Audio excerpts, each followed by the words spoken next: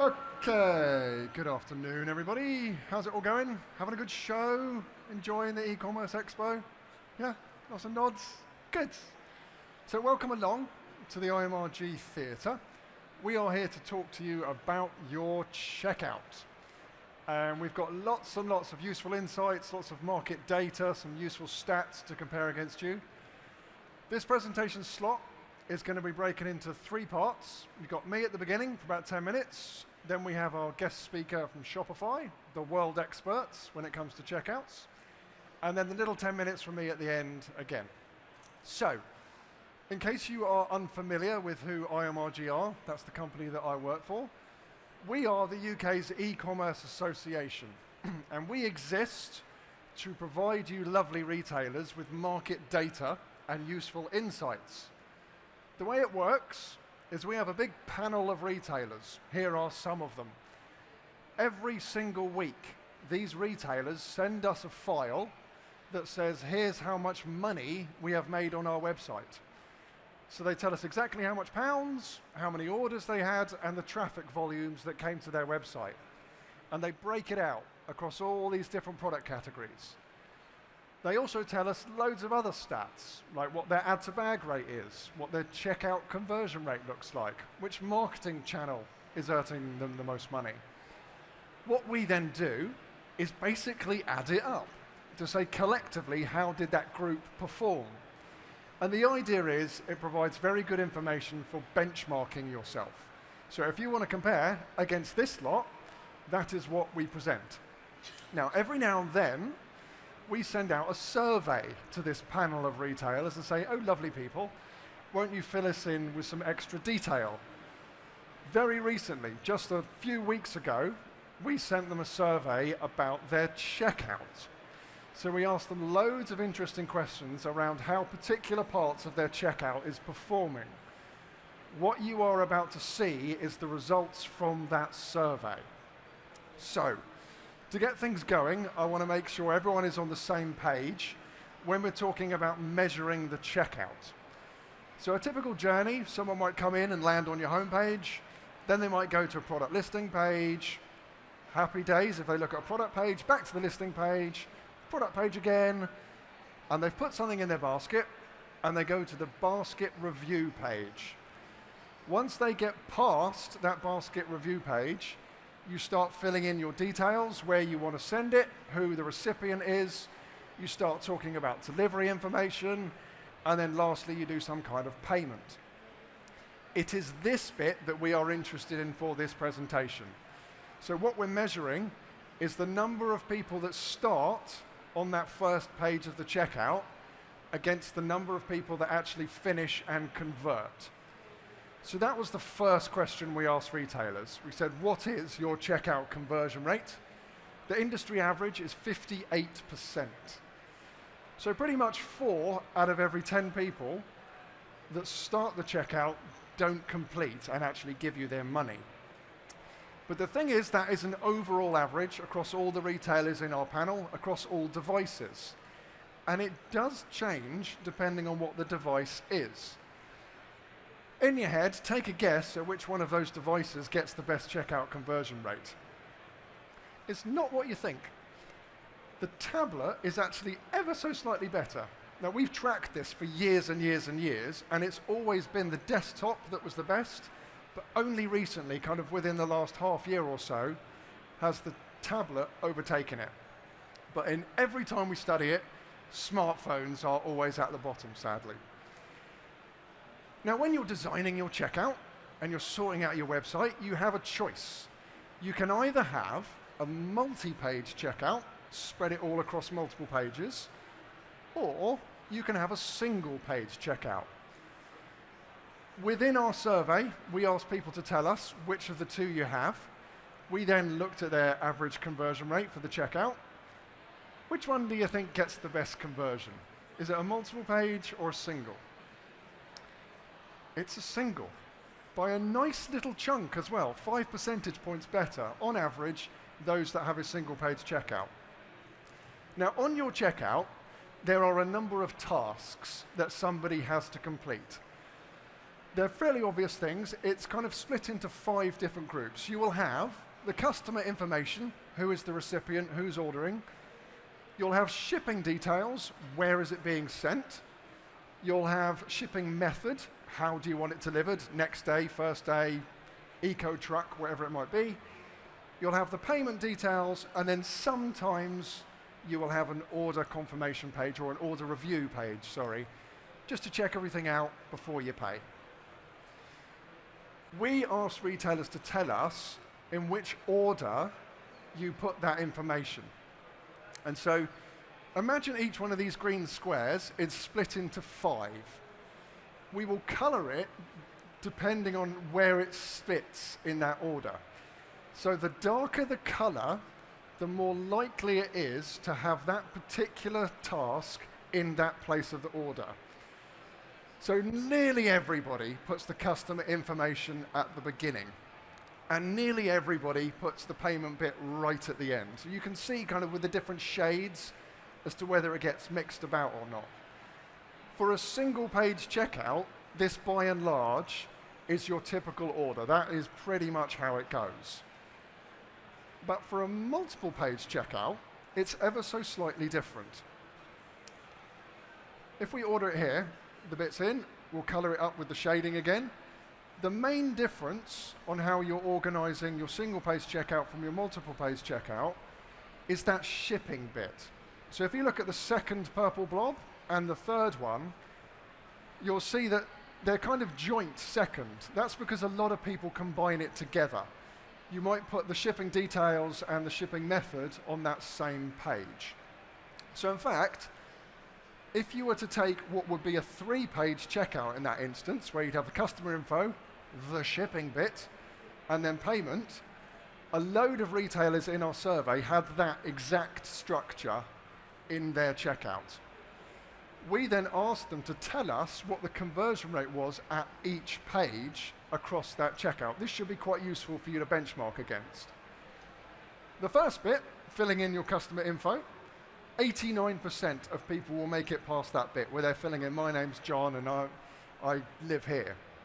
The second bit with your shipping, actually, I'll tell you what we'll do. Whilst we're going along, we'll run an example. So pretend you have 5,000 people start your checkout. Now we can see how it diminishes as we go along. So 89% of the 5,000 is 450 left. These are the precious people that you're trying to convert, remember? Of those 4,450, 82% of them will make it through the next stage, which leaves you with 3,649 people about to give you their credit card details, the last bit. The percentage of people that make it through that bit is 77%. So you are left with 2,809 people. That is what your industry average multiple page checkout looks like. And as a conversion, that 2,809 of the 5,000 that started is your 56%, which is your industry average conversion rate for a multiple page checkout. Now, I'd like to introduce our guest speaker now. Coming up after, I've got some information around how long people spend on their checkouts and what the best techniques for getting them to convert payment-wise are. But Erika is from Shopify. They are probably the world's best at advising on a checkout. So I will hand it over to you. Thank you very much. Thank you very much. Can you hear me all right? Give me a thumbs up. Amazing. So what an intro, by the way, because what I'm going to talk about is exactly a good segue to what you've just been presented. So first of all, a little introduction about myself. I'm a senior solutions engineer at Shopify. I work with some of the largest brands who are considering moving to Shopify for their platform. And one of the biggest topics that comes up is the checkout. So I'm going to try and talk to you why checkout is so important and convince you that this is a place that you need to spend a lot of attention and money on, because it's the single most important thing that you can do in your platform project. We looked at a research, so different data from IMRG Guide. This is a research from the Bateman Institute that looks at what are the problems, the top problems with checkout. And when you take out things like cost and shipping fees and returns that have to do more with the business model that your company has, pretty much every other reason has to do with the way you have designed and the technology you're using for your checkout. So things like the site wanted me to create an account, so the lack of guest checkout options. Things like I didn't trust the site with my credit card information, so how legit did the checkout look?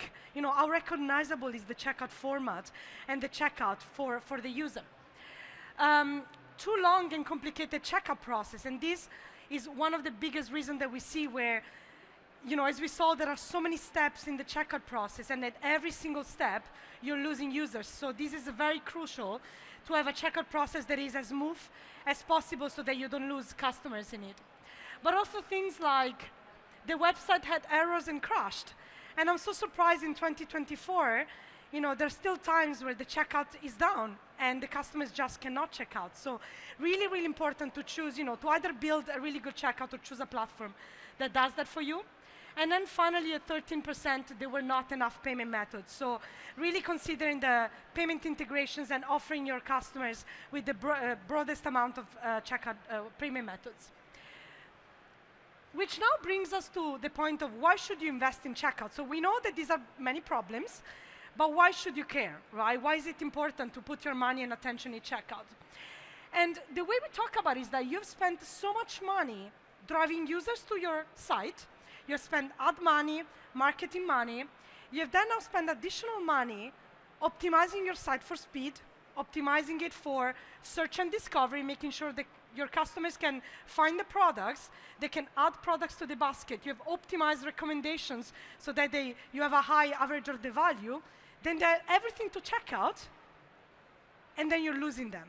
So these people that have added products to the checkout and they click the button of like starting the checkout, they have high intent to buy, and you've already spent so much money driving them there, and losing them at this point is probably the single most important point where you can make sure you can get money back from your investment. So we think that checkout is the single most important place that you can put your attention and money on. Even a 1%, 2% extra checkout conversion rate drives a lot of revenue to your company overall. So in addition to the reasons we've seen, these are some of the biggest reasons we see checkouts get abandoned. So first of all, unnecessary click steps. So lack of a clarity of what are the steps required in the checkout. And we have seen just right now with IMRG data that there is a very specific structure that most retailers use, and this defines best practices in the checkout. And you have no idea how many checkouts I've seen where the shipping is the first step. So they haven't even asked for email address, and the shipping is the first step. So the structure is extremely important. Lack of guest checkout options, forcing customers to sign up may be a strategy, but most users, they expect to be able to do guest checkout. So making sure that your platform, your checkout offers some sort of guest checkout option is extremely important. Lack of payment option. We know payment integrations are very difficult and very expensive. So having a system that allows you to do payment integrations very effectively is super important. Lack of address auto-completion. That's another favorite of mine. Are you helping your customers put in the right email address? So the lack of auto-completion and verification of address is a very important step because it leads to higher tickets, customer service tickets. It leads to error in your shipping and for your 3PL. So putting a lot of attention to providing customers with a way to simplify that insertion of the address is extremely important. And then the final one, which is sometimes it goes a little bit under the hood, but I think is extremely important. If your brands are selling internationally, having a consistent experience across your domestic site and across your international site. So if you're using any merchant of record solution like a Globally and other, do you have a consistent experience so that your international buyers recognize that brand and that experience in the same way as your domestic buyers? So given all of these reasons, you may think, okay, well, let me just build it and I can make it work. Well, this is just, if you start typing into Google how to build a checkout from scratch, this is one of the quotes that come up, and a very wise man said, as someone who has worked in e-commerce, just don't. So checkout is really difficult to build. There are so many components that go into building a good checkout, from taxes to bot and fraud protection to payment integrations, building integrations with express checkouts, click and collect, bundling, upsell and cross-sell, product recommendations, discounts and promotions, gift cards, and I could go on and on and on. So when retailers come to me and say, we want to go, with a composable platform, we want to build the checkout from scratch, the first thing I say is good luck. It's very, very hard, and if you have a lot of resources and a lot of developers, you can do it, but it's really, really difficult, and there are a lot of things that can go wrong. So our approach at Shopify is make the important easy, so giving retailers with a good checkout that has all the best practices in the market, the same ones that IMRG highlighted before, and then focusing the attention on making what is the extra bit, right? Customizing it, putting some value-added workflows. So that's our philosophy. And that's why we have a team of R&D and engineers that have built a best-in-class checkout that has all the core components that you need to have a good checkout. So what are some of these core components? And I'm going to repeat myself probably. A flexible and responsive layout. IMRG talked about one page versus 3-page. And we used to historically have always 3-page, but we ran a very large-scale A/B testing, over 3 million checkouts. And the results of this testing was that the 1-page checkout converted better than the 3-page checkout. So last year, we have decided to enable the opportunity to have a 1-page checkout. And the cool thing is that you can always shift back and forth. So you can do your own testing, and you can decide for your own business whether 1-page or 3-page works better. We have done things like working with a lot of payment providers to have embedded payment options. One of the most expensive things that you will do in your business is probably integrating wallets. Apple Pay integration may cost upward of £10,000 just for one single wallet. So it's very expensive, and again, in the spirit of making things easy, we have partnered with a lot of payment providers that will offer you the option to enable these payment options in one go directly from one click.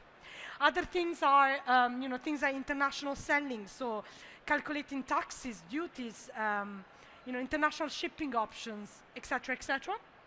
And then other things around drag and drop checkout customizations, that once you have a good structure, that is the basics of what a good checkout could look like, you can go in there and add your own spin to it. So this took a lot of work. It took years and years of optimization, of putting R&D money.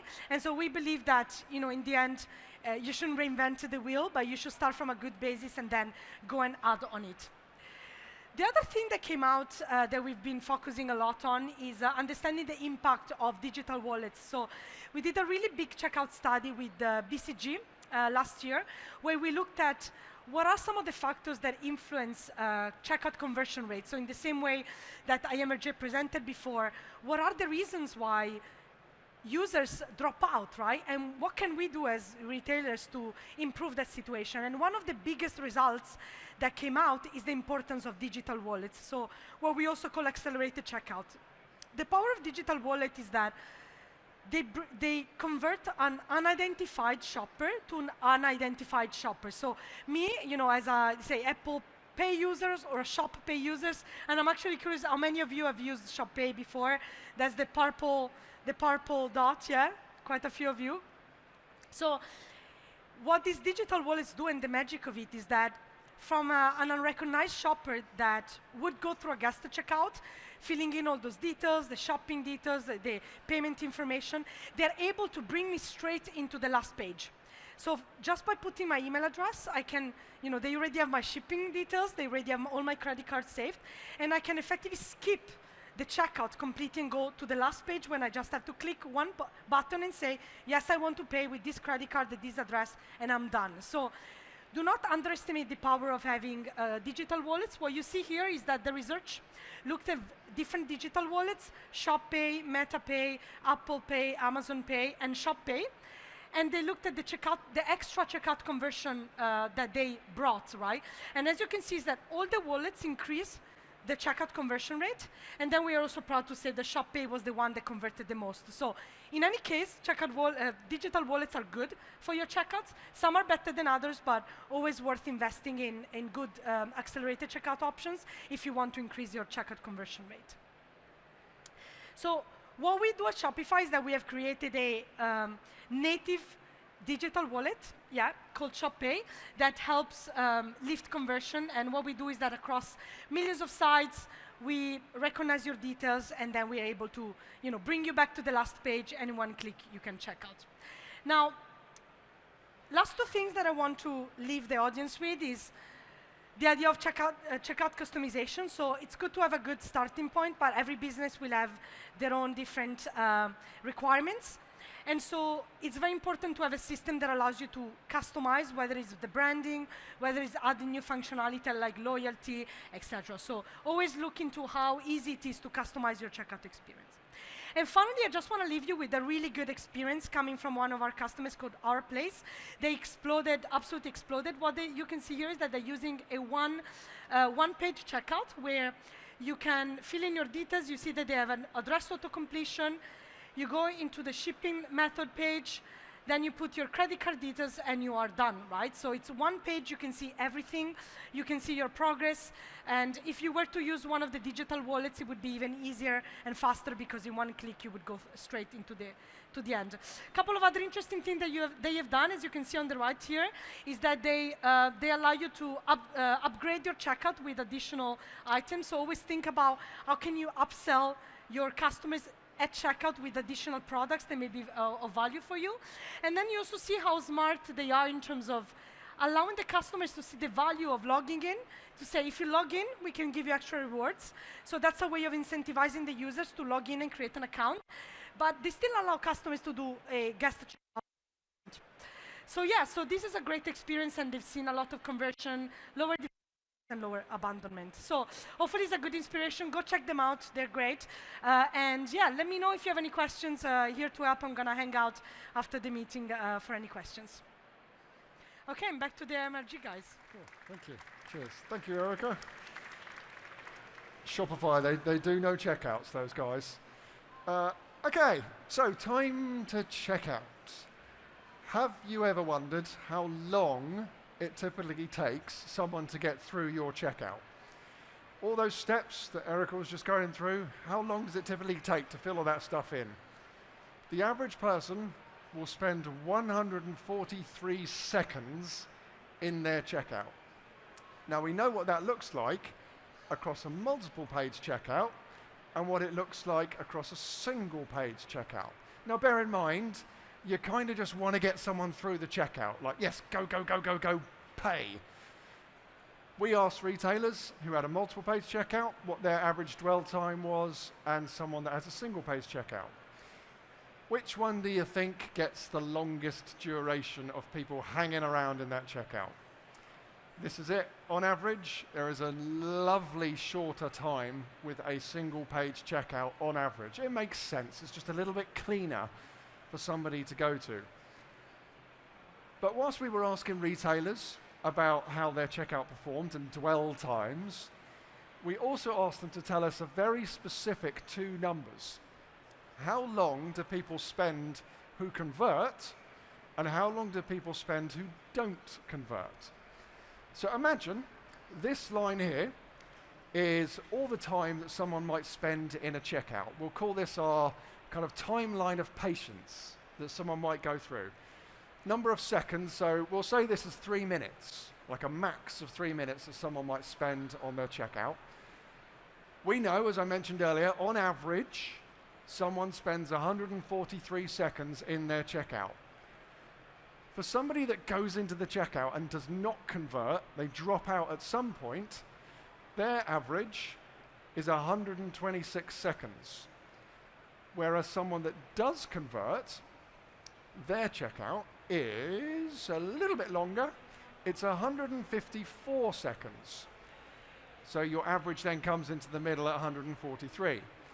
So the interesting thing here is, on average, somebody drops out really, really close to the average time of completing. It's about 90% of the way. And if you think about the structure of a checkout, what is at the end? What is at 90% of the way? It's the payment bit. It's where they're handing over the credit card details and they're saying, yes, take my money. It's that final decision of, yes, I am going to buy this. So, other types of checkout that we thought were interesting. You can obviously have a guest checkout or a registered users checkout. If you've purchased with the company before, you'll go through the purple door. If you're brand new, you will go to the green door. We asked retailers to tell us, out of all the money that you make, or out of all the orders even, out of all the orders that you get, what share goes to each side. This is what the typical average looks like. Kind of makes sense. You get a few more first-time buyers than you do the registered ones. Which one of those two do you think converts the best? Do you reckon you get people who are previous shoppers converting better than the ones that don't? The checkout conversion average between the two is as you would expect. So those registered customers, the people that come back and shop with you each time, there's fewer of them, but when they do, they convert much, much better. Now, let's pretend you've managed to convert someone, happy days. You're on this lovely confirmation page. Thank you for ordering with us. We asked retailers to tell us whether they put any kind of additional messaging on that page. It's quite a good opportunity, some kind of upsell that you can put. Every other retailer will do it. 50% put some kind of messaging on there. We asked them to tell us what they actually put on there. Here is a bunch of them. Most of the time, it's refer a friend. So of all the people that do it, every other person is putting some kind of, oh, tell us to your friends sort of thing. The one I really like, we only had one company say it, but it's the bottom one, where they said, oh, can you tell us exactly how you got onto this website, please? Which channel did you use? Was it Google? Was it email? Was it social media? Hopefully that sort of thing would really help the marketing department. But let's move on to payments, the last bit now. This is quite good and rare to find this sort of information. We asked retailers to tell us to look at all the money that they have earned and then break it down by the payment type. So you've got credit card and debit card, PayPal, ClearPay, Klarna, gift vouchers, Apple Pay, any kind of other own finance option. This is what the average retailer says. So about half of all the transactions are going through a debit card or credit card. Quite impressive. And by the way, we did this survey about 3 or 4 years ago, and this one was a little bit higher. It was around about 30%. So it seems to have dropped off a little bit. But express payout options is something that Shopify were talking to you about. There are about 4 of them. Mainly, you've got ShopPay, you've got PayPal Express, and then there's Google Wallet Express, and there is Apple Pay Express. The option that really speeds up the checkout, which as we know, you want to get someone through it as quick as you can. I will leave you with this. We worked out the checkout conversion rate for all the retailers that have these on their checkout. And we ordered them out of who has none of them, who has 1 of these payment options, who has 2, who has 3, or who has all 4. This is the average conversion rate of those retailers. Isn't that quite interesting? Yes, they really, really help your conversion on your site. And it looks as though piling in even more of them helps as well. Ladies and gentlemen, if there is one tip that I can give you for this presentation, look into those express checkout options. So that is the end of the checkout presentation. Hopefully that was useful for me and from Shopify. Please do come and ask us some questions if you like. One quick thing before we go. If you like this sort of thing, if you like industry presentations about benchmarks and useful market stats, do look into becoming a member with IMRG. We've got hundreds of retailers all sending us their sales figures, and you can look at them as a benchmark. We show you a market average, a market aggregate even. And it's all kept on a dashboard that we host. It's this lovely tool that houses every single piece of market data.